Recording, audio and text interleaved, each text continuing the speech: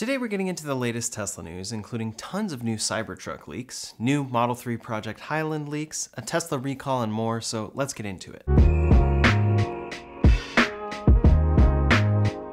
First up today, Tesla is facing a small physical recall of the Model 3 and Y, possibly only affecting about 26 cars built on specific days. Those days are May 21st this year for the Model 3 and between May 20th and 26th this year for the Model Y. Tesla estimates that around 2% of those actually have the issue though, so this could just be for a handful of vehicles. The issue is a defective pyrotechnic battery disconnect or pyrofuse, which is the device that disconnects the high voltage battery in the event of a crash or any other battery problems. That's the fuse that blew in my Model Y when I was rear-ended on the freeway. It's a safety feature that likely won't impact the drivers of affected vehicles, though if they do get into an accident, this issue could increase the chance of a battery fire. The problem was discovered on April 20th during validation testing after their supplier introduced a new production line for that part. Due to an oversight in the supplier's tracking processes, a small number of defective units went on to be installed in May. As for the solution, owners will need to report to Tesla service to physically replace the part at no cost to them. We haven't heard anything about compensation for this error, but it should be an easy fix. The fuse appears to be located under the rear seats and should be pretty easily accessible for Tesla. Next up today, as we're getting closer and closer to Cybertruck production, we're seeing tons of leaks, updates, and confirmations. At this point, there are clearly over 5 Cybertruck prototypes testing in the wild, and Tesla appears to have the features of this truck mostly locked down. Some would say that it's really looking production ready. Last week, we saw 5 different Cybertrucks in the wild at the same time. One was flying to New Zealand for winter testing, 2 were camo wrapped, and 2 normal stainless steel ones were shipping somewhere, seemingly for testing as well. Now we have more photos of the Cybertruck on its way to New Zealand and of the Cybertruck testing there. Here are some close-ups of the truck in a cargo plane on its way to New Zealand, and then once it arrived, it confirmed a great feature, the Mega Frunk. One particularly great thing about electric trucks is that in addition to typical truck bed storage, there is room for a front trunk. Ford has arguably shipped the best of these front trunks, opening up completely for a flat and large compartment. Back in April, we saw our first leak of the Cybertruck's front trunk opening in the same way, and now it has been confirmed again. This time in New Zealand, we got photos of the camo-wrapped Cybertruck's front trunk open completely. Here's the original video. All videos and photos were taken from a distance, so it's a bit hard to fully see, but we can see it opening the same way Ford's does, which is a great sign for how much storage this will have up front. It appears that the people testing it are utilizing it here. This is a big improvement over the original Cybertruck front trunk design and should add a lot of cargo space. Then this weekend, Tesla's chief designer, Franz von Holzhausen, brought the Cybertruck out to the Peterson Museum. There we got even more confirmations than we've seen before. Of course, this is the latest prototype with triangular side mirrors, giant windshield wiper, and a button to open the doors, but a lot more was confirmed in a long close-up video. Inside, this clearly has the latest interior with a rounded out yoke steering wheel, center console with pass-through and wireless chargers, the large center screen, which is rumored to be 18.5 inches, and updated paneling inside. One thing we haven't seen confirmed before though is the fact that these seats are perforated. That means they'll most likely be ventilated just like the seats on the Model S and X. As we've suspected and known for a while, this has the updated hardware 4 cameras, and then we got some great close-ups of the front headlights. While up front, the bumper camera is clearly shown, but it also has something we've never seen Tesla ship before. This notch right above the camera is likely where water can spray over the camera to clean it after the camera has gotten dirty. That's something that is especially useful in trucks and will be especially useful for the Cybertruck. Overall, the build of this Cybertruck is actually coming together pretty well, and the features are clearly refined as opposed to previous rough prototypes we've seen. Here's a quick shot of the tonneau cover closing, and there are 2 things to note here. First, this closes very quietly.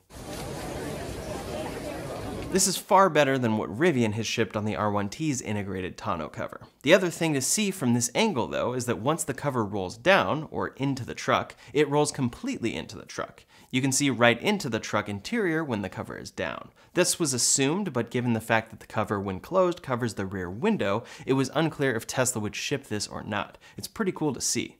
Here's a great video of the Cybertruck's cover opening up. We can see it completely down, it initiates, and then rolls all the way closed. It looks very smooth and sounds very smooth as well. The same can also be seen from this angle. The window is completely visible, and then the cover comes over to cover it up. Very likely this could mean that when it's closed, the rear view mirror can be a rear camera, but we haven't seen that confirmed. Here's the tailgate opening slowly, and then once again we get some great close-ups of the bed itself. It appears that there is a place for power outlets that currently aren't installed on this prototype, and then this latch appears to be what opens the now confirmed understorage compartment. Here's the understorage compartment open. It has a lot of extra space and currently is storing the cover for the truck itself. Of course, it appears that it won't be able to fit a full-size spare though, which will be disappointing to some. Potentially the front trunk could be the compartment large enough for this task as needed. The other thing to note back here is what looks like a second track for a tonneau cover. We've seen this before, but it's a lower track. Now, that wouldn't make any sense in practice, so my best guess is that this is a full track of adjustable mounting points for Cybertruck accessories. Elon tweeted in May, when Tesla showed off the Cybertruck tool rack in Texas, that, quote, "More importantly, there are lots of mounting points for third-party hardware on Cybertruck. As far as we can tell, those could be some of the mounting points, and it would explain this long track that doesn't seem to have a function right now." While looking around the side, others caught a glimpse of the updated charge port. This appears close to production, has a Cybertruck-specific light inside, and clearly is only meant for Tesla's connector. Overall, it seems to be better than the location of Tesla's previous Cybertruck prototypes, and fully functions with opening and closing. Here's a video of Franz getting ready to leave with the truck, and we can see that the front windows fully rolled down. Previously, this was in question a bit. What I'm pretty excited about though is how the interior is looking. In the latest prototypes, this is actually looking like an interior Tesla could actually ship. The updated yoke looks great, seats have a cyber styling but actually seem comfortable, doors have tons of cyber accents but seem usable, and more. Then of course there's the perforated seats, useful front center console area, Alcantara dash, and sun visors. I think this truck is really getting close to production ready, and this interior looks great. Tesla will have growing pains of course with a brand new radical product, but this looks great for the future of this truck and production starting soon. As far as the Cybertruck driving though, we got some more looks at rear wheel steering in action. This video shows the Cybertruck turning pretty tight, and we can see that this is absolutely assisted with the rear wheels. Previously, Elon said the Cybertruck is, quote, "perhaps better than a Y in turning," and it looks like this could be the case here. It will help out a lot when driving this very large truck in tight spaces. That's a lot of insight into the latest Cybertruck prototypes, and Tesla is truly testing this in the wild consistently right now. It reminds me of the time leading right up to the release of the Model Y back in late 2019 and early 2020, and then the Y launched in March of 2020. The latest rumors say Cybertruck production will begin in August for release candidates, and leaked video is showing the Cybertruck production line in action at Giga Texas. This short video shows robots on the line operating with a Cybertruck body, and then we can see pieces of the exoskeleton stacked for production. On top of that, Tesla has unblocked the windows at Giga Texas, allowing drones to peek in at the production line. While all of this is happening, Tesla also filed a patent for the Cybertruck's powered tailgate mechanism. Quote, "The patent states it could be operated via a smartphone or wireless key fob." Here's the patent's illustration of the mechanism itself, and this should be the mechanism we see to a degree in this close-up of the latest Cybertruck. Overall, I'm super excited that we're seeing the Cybertruck more, and I'm glad to see its design really getting refined for release. What is your favorite thing about the latest prototype though, and what do you still want to know about? Leave a comment below to let me know your thoughts. I'm most curious about release price, battery size, and range. Next up today, while we're being consumed by Cybertruck updates, the car that is expected to come first is the Project Highland Model 3 refresh. We've heard a lot about this car and what it will bring, including shifting on screen, an updated front and rear end, updated side mirrors, new interior features, and more. But now we've gotten even more leaks about what this refresh will bring. Last week, in a string of tweets from TeslaScope, we heard that this is going to be the most significant refresh Tesla has done of an existing model, and will be taking everything they've learned in 16 years and putting it back into this car. According to TeslaScope, quote, "Highland is a complete overhaul of the Tesla Model 3, including a major refresh of the exterior, but also significant updates to the interior." They add that the prototypes we've seen testing are only a tease of what this will bring. One of the biggest is something we saw Tesla recently file a patent for, steer-by-wire. According to the report, Tesla will be putting this technology in the Model 3 for the first time, and have options for either a round wheel or yoke. On top of that, there are expected to be updated matrix LEDs for all trims, redesigned RGB interior ambient lights, and, quote, "a more modern feel for all passengers." These are likely a number of small touches that will make the Model 3 feel much more premium than it does today. Quote, "Based on conversations we've had now with at least a dozen employees across various roles within the company, Highland's interior will feel fresher, more modern, and more close to the look and feel of the recent Model S and X redesign. Tesla has also reportedly experimented with a rear screen, although we don't know if that'll make it to production. This makes a lot of sense since the Model 3's interior has remained largely the same as when it was released 6 years ago. However, there's more here. Not only are there going to be these updates to the design, but a focus on this refresh is on recycled materials. On top of that, quote, as with the recent iteration of drive units in the Model Y, many components will deliver on Tesla's goals of environmentalism while also making minor parts/repairs more affordable. One change that's very interesting is the fact that Tesla is expected to add an R display on the mirrors when in reverse. This could be related to shifting on screen since it can be a little less clear which gear you're in and which way you swiped. Currently, the Model 3 is the only Tesla vehicle not shipping with their Hardware 4 sensor suite, so this is expected to be on hold until this refresh brings it. On top of that, it will bring an entirely new front fascia that includes a bumper camera.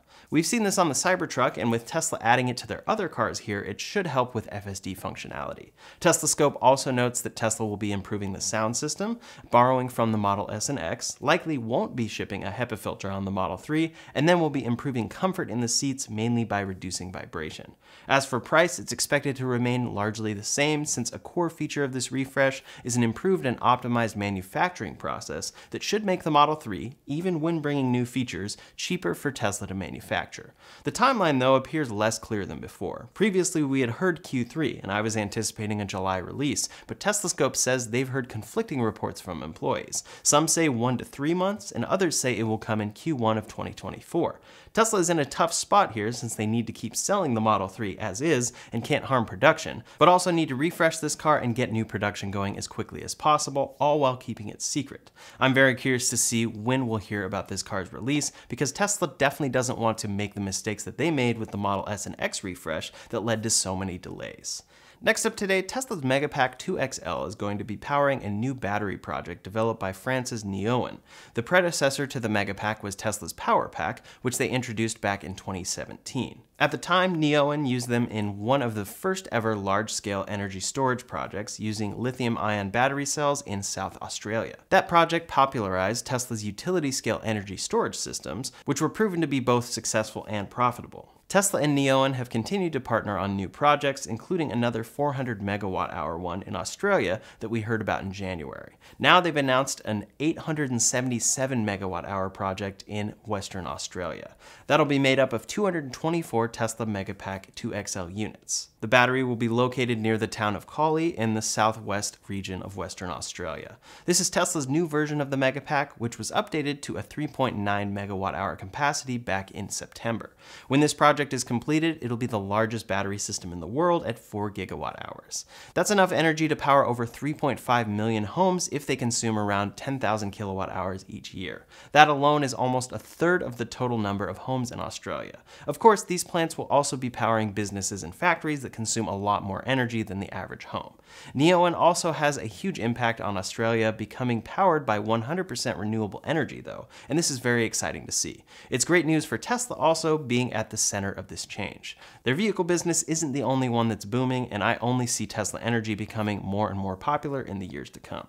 Last up today, some updates about other automakers. Over at Hyundai, the Ioniq 5 is under investigation by NHTSA after 30 complaints of power loss. This currently covers the 2022 model year of this car, and customers said they had, quote, a loud pop noise followed by a warning displayed in their dashboard and immediately experience a loss of motive power that ranges from a reduction to a complete loss of motive power. Hyundai says the issues are related to the integrated control charging unit, and the investigation is ongoing. It covers 39,559 vehicles and soon could close or open up further depending on the results. As for Hyundai's position on using Tesla's NACS charging connector, while Ford, GM, and Rivian have gone in on it, Hyundai says they want to, quote, look into it from the customer's perspective first. They are considering joining this alliance, but want to ensure that this is what customers want. Ultimately, I think it's pretty clear what will be decided, as moving to NACS would only add more very reliable chargers, but we'll have to see what they decide. For the future of Hyundai, they revealed at an investor day that they will invest $85 billion over the next decade towards EVs. This will help them hit their new target of 2 million EVs annually by 2030. Quote, Hyundai says its next-gen EV platform, production capabilities, battery development, and future businesses will be key in reaching its targets. This new IMA platform is expected to streamline production and reduce costs for Hyundai, Kia, and Genesis, and they want over 10% profitability for EVs in 2030. They are also hard at work on future, better battery tech for their future cars. Kia is planning 2 new EVs, an entry-level EV EV and electric crossover. After releasing their first 3-row electric SUV, it looks like they're downsizing with their next releases. Their first EV, the EV6 crossover, was introduced in May of 2021, sharing an eGMP platform with Hyundai's Ioniq 5 and 6. Then they unveiled the 3-row EV9 SUV in March. That car is now seeing first deliveries in South Korea and should be on sale in the US by the end of this year. As for their new models, according to their European marketing director, their plan is to have coverage in all major segments. They've already revealed the EV5 SUV, which will be between the Niro EV and EV6, but it looks like they'll also be offering an even smaller model soon that could be called the EV3. That will probably be made available in Europe first, and it's unclear if it'll make its way to the US. That's all the latest Tesla news for today, so in the meantime, if you want to see the latest for Tesla's inventory and Elon mode, you can check out that video linked up here or in the description below. Thanks so much for watching, and I'll see you on the next one.